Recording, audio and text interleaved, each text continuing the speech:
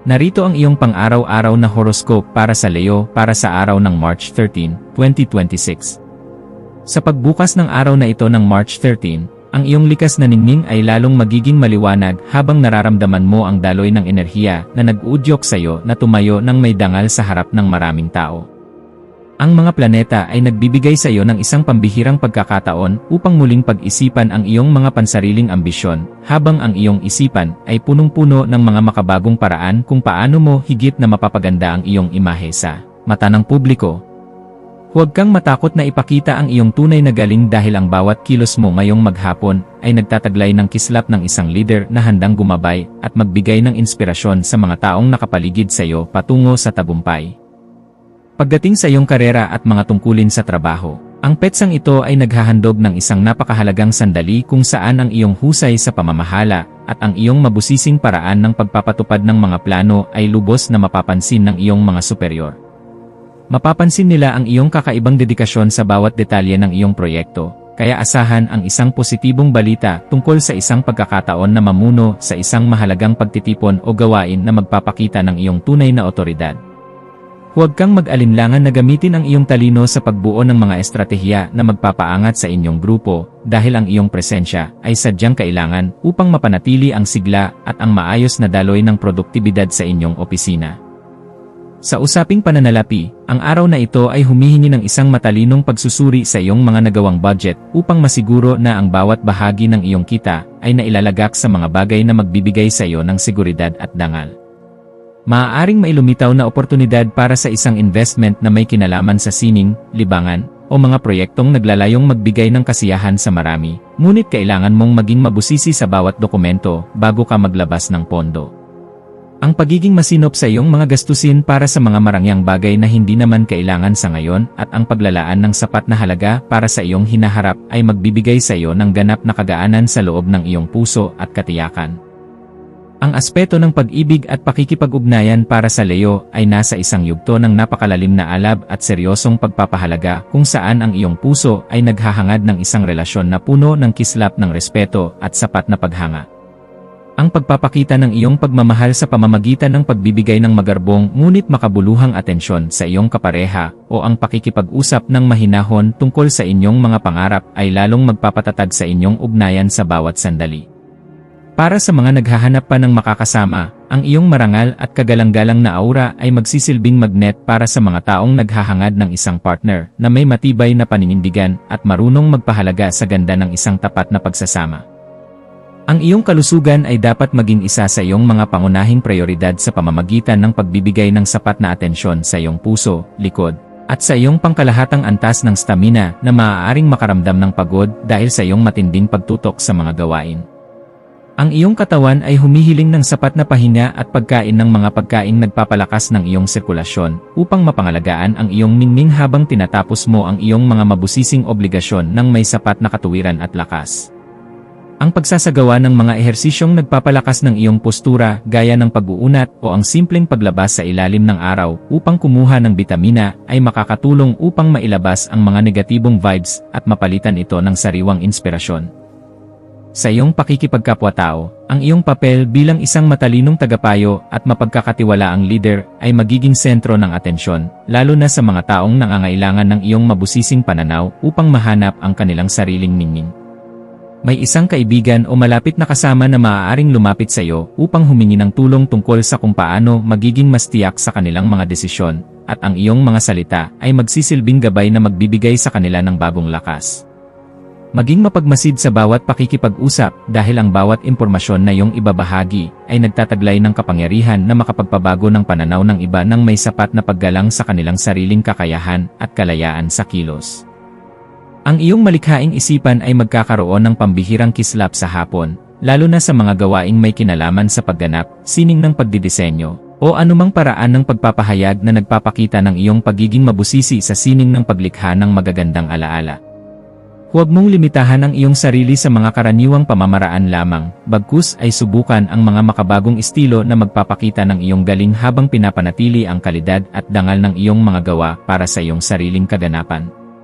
Ang pagbuo ng isang bagay na may layuning magbigay ng kagaanan at sigla sa pakiramdam ng marami sa pamamagitan ng iyong mga natatanging talento ay nagbibigay sa iyo ng ganap na kagalakan na sadyang napakahalaga para sa iyong asenso.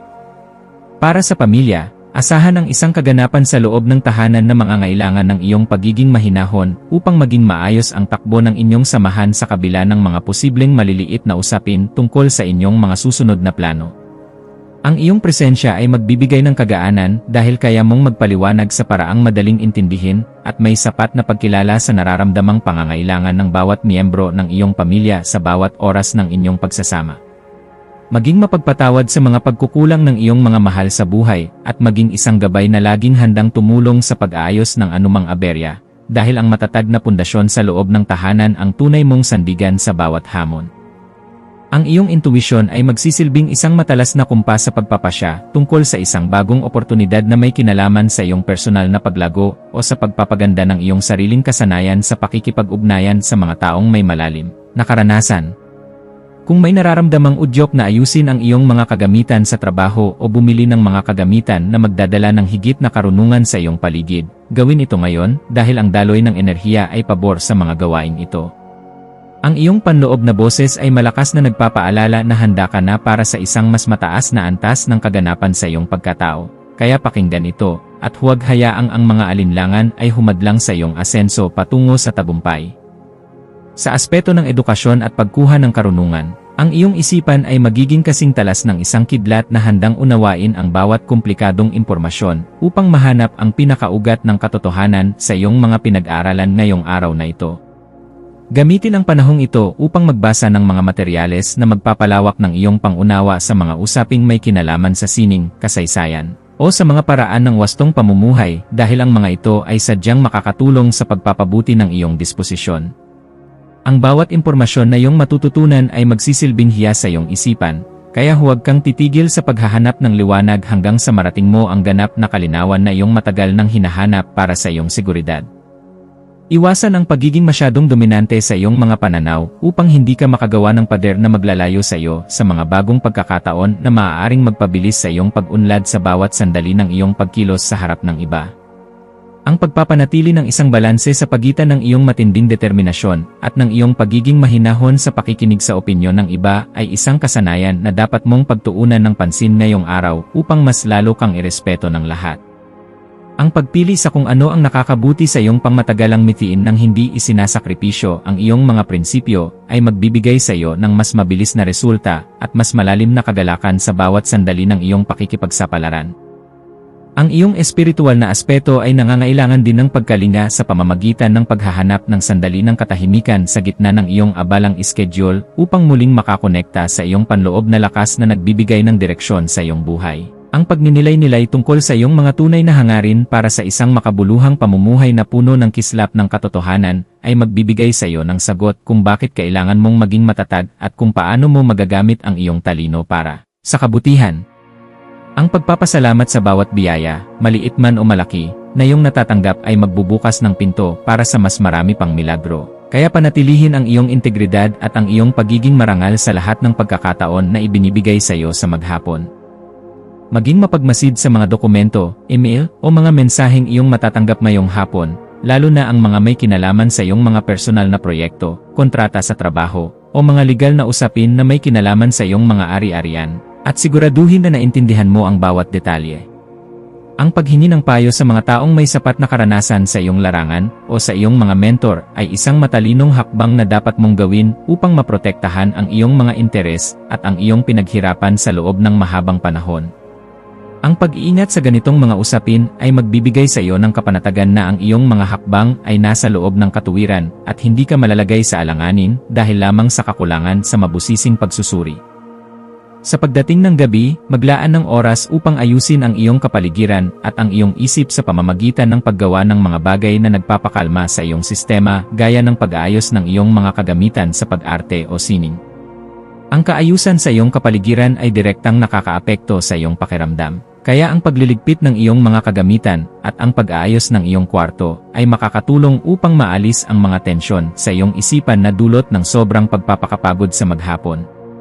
Ang pagpapasalamat sa bawat tagumpay na iyong nakamit sa araw na ito ay magpapanatili sa iyong positibong disposisyon, na siyang magsisilbing magnet para sa mas magagandang balita na darating sa iyong pintuan bukas para sa iyong patuloy na ikaunlad at kagaanan. Bilang huling payo para sa iyo, laging tandaan na ang tunay na lakas ay matatagpuan sa pagkakaroon ng isang mapayapang puso na laging handang umunawa sa sarili at sa ibang tao nang may sapat na pagmamahal sa bawat sandali ng iyong pagkilos. Manatiling nakatutok sa iyong sariling landas habang nagpapakita ng malasakit sa mga taong nasa paligid mo, dahil ang kaganapan ng iyong pagkatao ay matatagpuan sa pagbabahagi ng iyong liwanag ng may dangal sa lahat ng pagkakataon na ibinibigay sa iyo. Hayaang ang liwanag ng karunungan ang maging gabay mo sa pagtahak sa daan ng iyong mga adhikain, at maniwala ka na sa bawat pagsusumikap mo na magpakita ng kabutihan, mayroong magandang bukas na naghihintay para sa iyo sa bawat sandali ng iyong buhay. Ang iyong mga maswerteng numero para sa araw na ito ay 1, 5, at 19. Ang iyong maswerteng kulay ay ginto o dilaw na sumisimbolo sa tagumpay at kasaganaan. At ang maswerteng gawain para sa araw na ito ay ang pag-aayos ng iyong mga sertipiko, ang mabusising pag-ensayo ng iyong mga talumpati, o ang pakikipag-usap sa isang malapit na kaibigan upang muling mahanap ang iyong kagalakan at sigla sa buhay.